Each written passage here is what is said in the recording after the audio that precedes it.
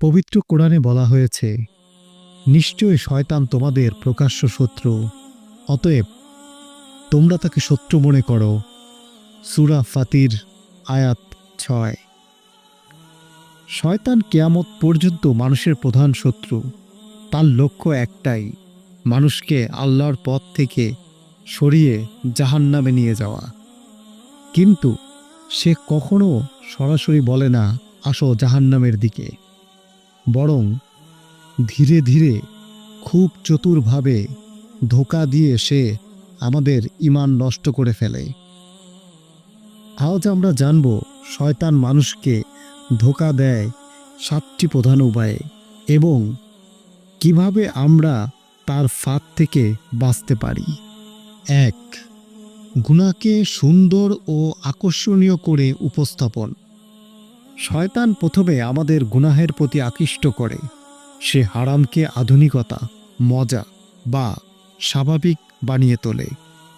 এখানে উদাহরণস্বরূপ বলা যায়, যেমন অশ্লীলতা, গান বাজনা, ফ্যাশন, এগুলোকে সে এমনভাবে উপস্থাপন করে যেন এগুলো ছাড়া জীবন সম্পূর্ণ অর্থহীন।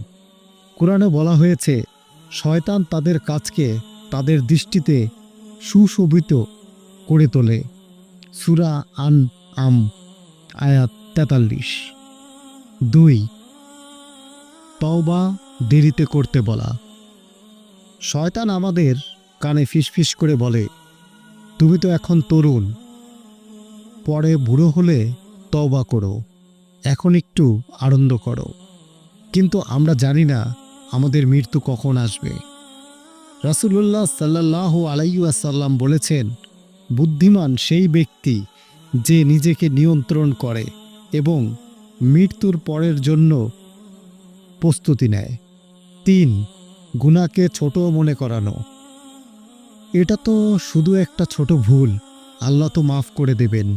এভাবেই শয়তান আমাদের ছোট ছোট গুনাহ করতে করতে ঈমান দুর্বল করে দেয়। হাদিসে আছে, তোমরা গুনাহকে ছোট মনে করো না, কারণ অনেক ছোট গুনাহ একত্রে পাহাড় হয়ে যায়। 4. লজ্জাকে ধ্বংস করে ফেলা।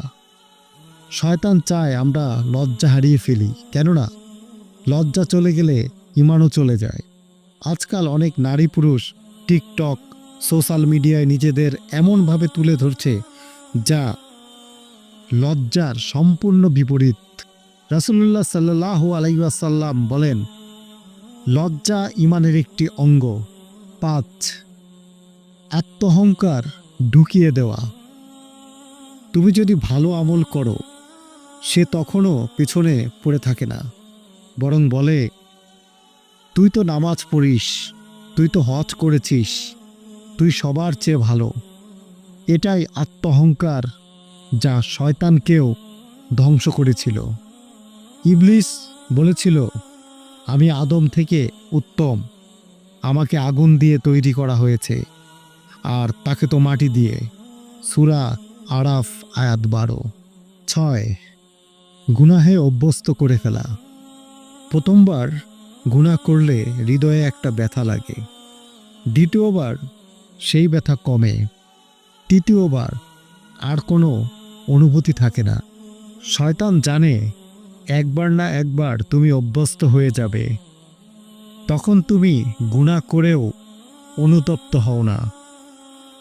আল্লাহ বলেন, তোমাদের হৃদয়ে মোহর লাগানো হয়েছে তাদের কৃতকর্মের দরুন।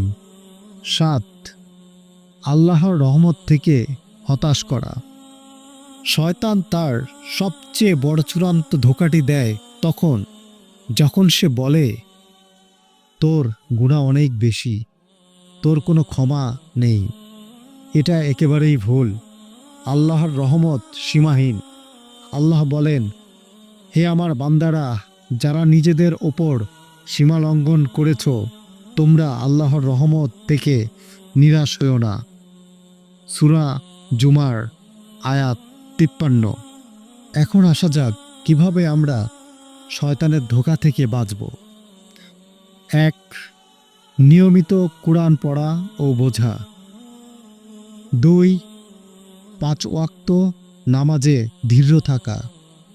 3 নফসকে কন্ট্রোল করা, আত্মসংযম শেখা।